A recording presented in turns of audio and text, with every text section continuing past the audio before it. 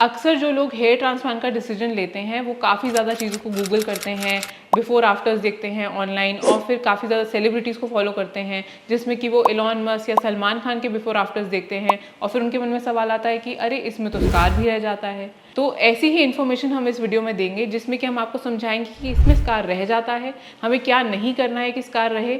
और इस वीडियो को आप एंड तक देखिए। अगर आपके मन में और भी कोई सवाल है तो आप कमेंट सेक्शन में डाल सकते हैं ताकि मैं उसके ऊपर आपके लिए कोई इन्फॉर्मेटिव वीडियो ला सकूँ। ईयर 2000 से पहले हम हेयर ट्रांसप्लांट के लिए सिर्फ एक ही टेक्निक का इस्तेमाल करते थे, दैट वाज FUT। तो FUT जो होता था उसमें क्या होता था कि आपके जो डोनर एरिया है उसमें से एक स्ट्रिप निकाली जाती थी। स्ट्रिप में से जितने भी ग्राफ्ट अवेलेबल होते थे सारे ग्राफ्ट निकाले जाते थे और उसके बाद जहाँ से स्ट्रिप निकाली गई है उन दोनों एरियाज़ को एक थ्रेड के थ्रू या स्टिचेस के थ्रू उसको सिल दिया जाता था, जिसकी वजह से एक लीनियर स्कार आ जाता था। इस लीनियर स्कार की वजह से ही हमेशा पता चलता रहता था कि आपने हेयर ट्रांसप्लांट कराया है, जिसकी वजह से लोग काफ़ी ज़्यादा हेयर ट्रांसप्लांट का डिसीजन लेने से हमेशा डरते थे। और इसी वजह से आपने भी काफ़ी बार मेकआउट किया होगा कि किसी ना किसी सेलिब्रिटी ने हेयर ट्रांसप्लांट का डिसीजन लिया है। तो यही एक रीज़न था जिसकी वजह से स्कार का डर हमेशा बना रहा, और शायद यही एक रीज़न था जिसकी वजह से दूसरी एक टेक्निक जिसे हम FUE कहते हैं ज़्यादा पॉपुलर होती चली गई। और 2000 के बाद maximum number of hair transplant जितने भी हुए हैं उसमें FUE का इस्तेमाल ज़्यादा किया गया और वो ज़्यादा पॉपुलराइज होता गया और ज़्यादा सक्सेसफुल भी होता गया। ईयर 2000 के बाद जब FUE पॉपुलर होता चला गया तो उसमें हमने देखा कि उसकी खास बात ये थी कि उसमें हम एक एक ग्राफ्ट को पंच करके बाहर निकालते थे, यानी कि हम एक छोटा राउंड पंच इस्तेमाल करते थे एक एक ग्राफ्ट को निकालने के लिए।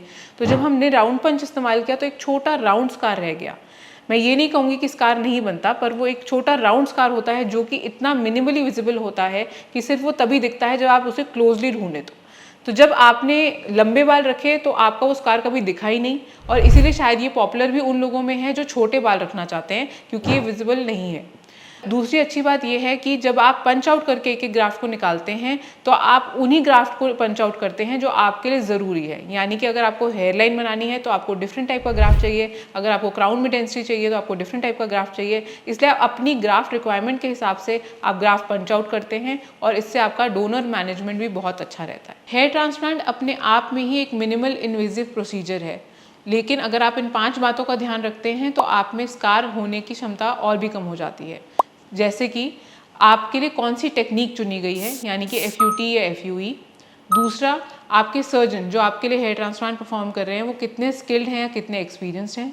तीसरा पॉइंट ये कि आपके कस्टमाइज प्लान जो आपके हेयर ट्रांसप्लांट के लिए बनाया गया है उसको ध्यान में रखते हुए ही एक्सट्रैक्शन किया जाए। चौथी बात ये कि आपका डोनर एरिया कितने ग्राफ्ट दे सकता है। अगर आपके डोनर एरिया जितने ग्राफ्ट दे सकता है उतनी ही एक्सट्रैक्शन होगी तो हमेशा स्कार की विजिबिलिटी कम रहेगी, स्कार बनने के चांसेस कम रहेंगे। और पांचवी बात ये कि आपने हेयर ट्रांसप्लांट के बाद डोनर एरिया की आपने कैसे केयर करी। अगर आप उसको बहुत अच्छे से केयर करते हैं, उसकी हीलिंग अच्छी होती है, तो भी आपके स्कार बनने के चांसेस कम रहते हैं। आई होप ये वीडियो आपको इन्फॉर्मेटिव लगी होगी और अब स्कारिंग के डर से कम आप अपने हेयर ट्रांसप्लांट का डिसीजन कैंसिल नहीं करेंगे।